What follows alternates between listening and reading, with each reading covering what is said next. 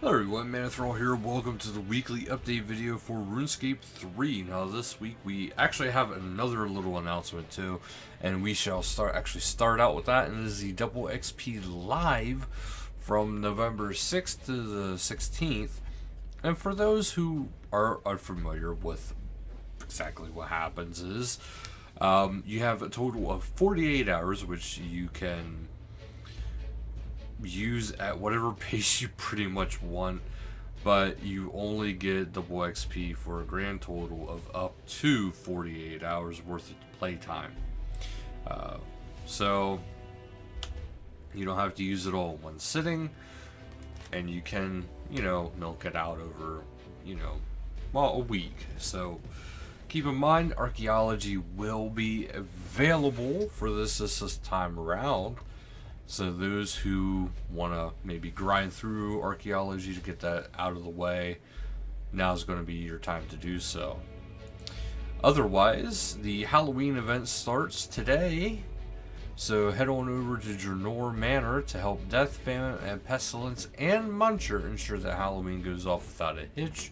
After completing their task, you can help them a little more each day up until Sunday, November 8th. This year's cosmetic rewards include the Death's Hood, Scythe, and the ability to take Muncher for walks all over Gillinor. So you get Muncher as a pet as well. So you might notice that Jernor Manor is looking more ghoulish than usual. They decided to spruce up Death's office should you find yourself going through there. So it does kick off today and it ends November 8th, so do keep that in mind. There was a Ninja Strike as well this week, actually, which is Ninja Strike number 13. We have the Slayer Quality of Life. Now, there's probably much more than the initial ones here, but we have Area Loot Interface. So this is actually kind of, they say, big news. The Area Loot Interface can now be opened even when just one item is on the ground. This was just the most requested changes in the dojo, so they hope we enjoy it. You can toggle it on and off in the loot system settings. Personal Slayer Dungeon. So your Personal Slayer Dungeon has been given its own interface to make moving monsters a little easier. To access it, you'll need to pay 1,000 Slayer points and then check out the Slayer Master Ouija board in the Sunken Pyramid. But once you've done that, you'll be able to move the monsters about pretty much as you please, although you won't be able to switch big monsters into small rooms with smaller chambers. In addition, monsters with variants will now consistently spawn as those variants in the Personal Slayer Dungeon. Next, you can now sacrifice a set of ancient ceremonial robes, 10 million coins, and a frozen key to Ashlat Reese to unlock the ability to access the next lobby without the usual item requirements. So you don't have to juggle your presets anymore. Boss respawn speeds. So now the game will remember which respawn speed option you selected last when fighting the relevant boss. Personally, I thought it already did that, but apparently, according to this, not. But it is, and now we go into the Care Pack track. This is the last chance because it does end on November 2nd. So do keep that in mind, that it's coming up very quickly. And the action bars are now going to be free to all players. So do keep that in mind, and we will now have access to it.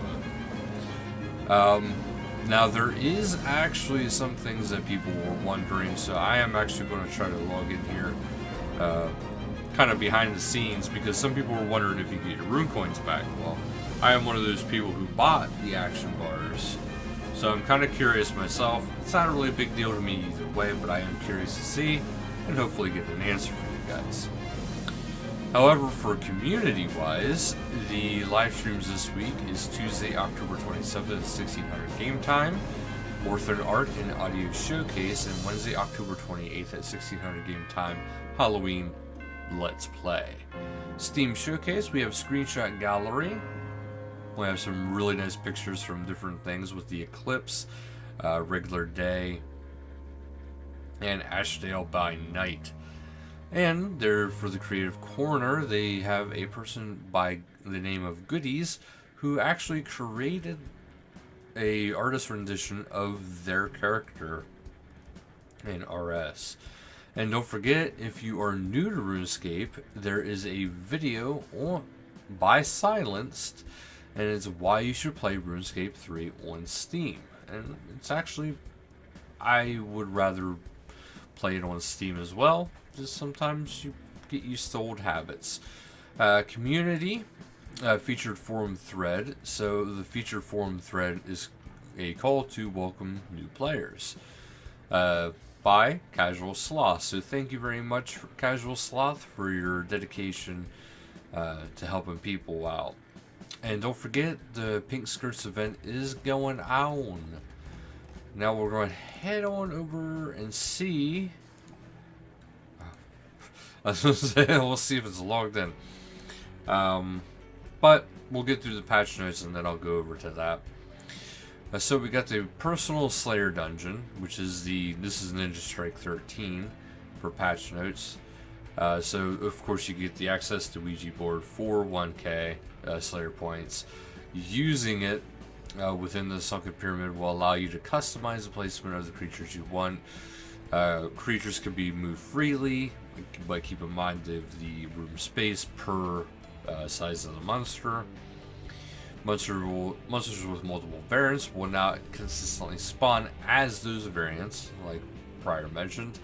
This includes bears, blue dragons, cave crawlers, banshees, crawling hands, infernal mages, apparent specters, Kiras, desert lizards, zygamites, Suqua, spirit warriors, ranges, and mages, Jidinkos, and tormented demons. Monsters placed prior to today's update will continue to spawn as random variants. Bossing, you may now unlock the ability to access decks without the usual item requirements. It does cost, though, like I said before, one set of the Ancient Ceremonial Robes, 10 million coins, and a Frozen Key. Doing so will award an achievement, so there's a new achievement for that. Entering a boss instance without a selectable respawn speed, such as Rise of the Six or the Queen Black Dragon, will no longer overwrite the respawn speed setting for other boss instances. Looting, an option has been added to the items drop loot system, which will allow players to collect via the loot inventory with only a single item is on the floor. The naming and description of the looting options have been adjusted for clarity following the above changes.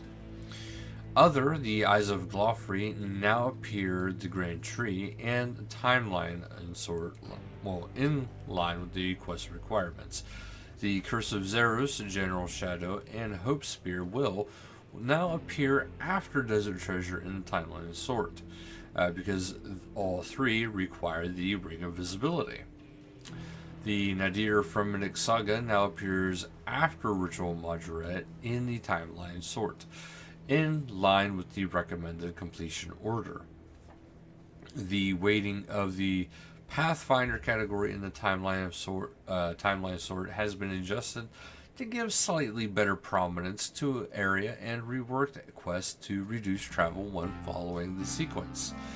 The list of sort options in the quest journal has been alphabetized, resolved an issue where meeting all of the conditions for Zeta's chat options meant that one was inaccessible. Orphan Sherigan will now hint at how to unlock bait and switch relic. Artifacts from Desperate Measures will no longer appear when screening soil. Anachronia resource packs can now be banked, including one received as a reward from the Orphan collections. The restoration interface now shows Dragonkin artifacts in level order rather than alphabetical. The Spirit Attraction Potion will now works with Metamorphosis Carpet Dust and Manifested Knowledge. The Holy Aggro Overload can now be crafted with Holy Overload and Aggression Potion and Spider Bone. Fixes: the motion device click box will no longer reappear when completing a puzzle in the Fragmented Memories mystery. The OSIS buff will no longer be lost when logging in or out while in the new dig sites. Other improvements: MTX microtransaction emotes can now be purchased directly from the emotes interface. Trader Vic's XP conversion rate for Herblore is now in line with the same for both level 99 and level 120. The model for Royal Dragonhide boots is no longer the same as the one for Black Dragonhide boots. Attempting to use the friends list to join a friend on Lunar Isle when you have the requirements to get there will no longer dump you in the Fremennik Province. The Fremennik Slayer dungeon no longer contains force walk tiles or tiles that prevent you from stepping on them. The quest journal in the world map summary that appears when accepting Troll Warzone quests when the guidance system is enabled now displays the intended text and icons. The Steam login now includes a link to support article for linked accounts. Mr. Mordahl will no longer give the player Desperate Measures dialogue if they have not started it yet. Fixes: the text that appears when converting bonds to rune coins has been updated. Fix a graphical issue with NPC men's chat heads. Your character will no longer climb the stairs sideways in the house beside the courthouse in Sears Village. The free game has been blocked in Conquest. An issue with archaeology XP from Gothixian butterflies and Tears of Gothics has been resolved. Arc Journal tabs now display correctly. The Sandwich Lady court case now contains the correct dialogue options. Unfinished potions that can be finished into multiple other potions will now default to the last mixed potion. Objects will no longer float around the ship in a cutscene during my Arm's Big Adventure. Fixed an issue where the door opened before Osmond and the guards walked into the room. God statues and the Strange Rock statue interface no longer interfere with the size of the chat window when opened.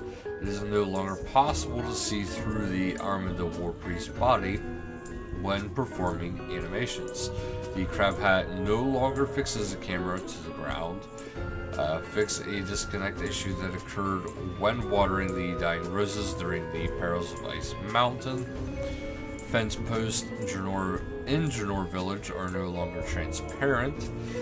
Using a 3-dose super rune crafting potion on a potion of the same dose no longer opens the Power Boost potion interface. The Rainbow Umbrella now displays correctly the minimum graphics settings. The ankle area where the player's character model is no longer darker than the rest of the leg when wearing retro socks. And removed a force walk tile in Birthwarp. Now, let us head into the game to see if there is actually indeed an alert to actually get the rune coins.